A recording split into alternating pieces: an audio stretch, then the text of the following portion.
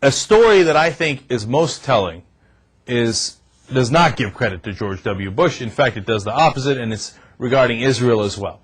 And that's the story that Ehud Olmert, the Prime Minister of Israel, tells. Olmert says that he called President Bush right before the UN was going to vote on a ceasefire. Now, the ceasefire was negotiated by Condoleezza Rice, the United States Secretary of State. And, of course, since she negotiated and she was the author of it and she pushed it through the UN, on the Security Council, she was going to vote yes, right? It's our plan. Ehud Olmert gets on the line, the Prime Minister of Israel, and says to Bush, hey, you know what? I don't like that. I'm not in favor of a ceasefire. I want to keep attacking and keep killing people in Gaza Strip. Some are going to say justifiably, some are going to say unjustifiably, but that was his intention. I need more death. And so they said to him, I'm sorry, Prime Minister, but President Bush is literally in the middle of a speech in Philadelphia. He said, I don't give a damn what he's in the middle of. You get me President Bush on the line right now. And the U.S. bowed their heads, and they said, yes, sir, right away, sir. I forgot who I was talking to. Obviously, you're the boss. So I will go ahead and interrupt his speech. And they did. Bush stopped in the middle of his speech, took the call from Olmert, and Olmert said, that's it. You are not to allow your Secretary of State to vote for the resolution she authored. She has to abstain on it. And what did President Bush do? We're in charge, right? We're the most powerful country in the world.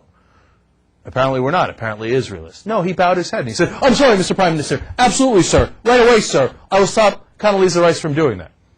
And she had to walk in there absolutely embarrassed. She tried to convince everybody to go along with this resolution. And then in the end, she comes and basically votes against her own resolution by abstaining.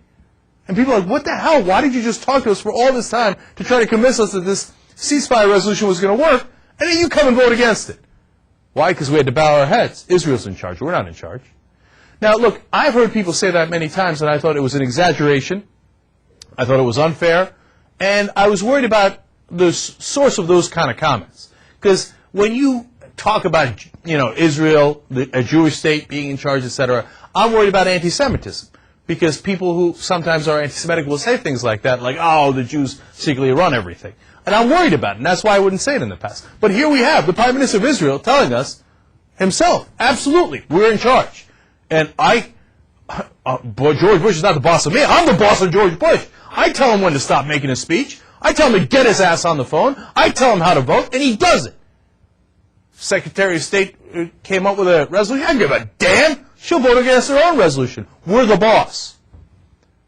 Well, I mean, the proof is it. Now, that doesn't mean anything about Jews, and I don't want people to make those kind of wrong assumptions, because that drives me crazy, okay? This isn't about that, all right?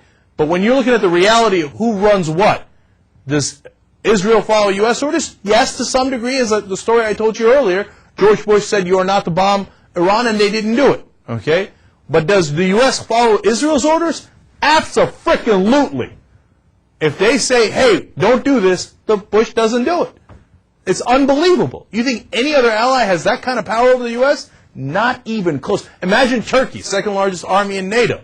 Huge, important ally in the Middle East for Turkey. Says, the Prime Minister of Turkey gets on the phone and says, hey, get Bush on the line. I don't give a damn what he's doing. Hey, Bush, this is how you're going to vote in the UN. Nobody has that kind of power outside of Israel. Why does Israel have that kind of power? That's a whole separate question, man.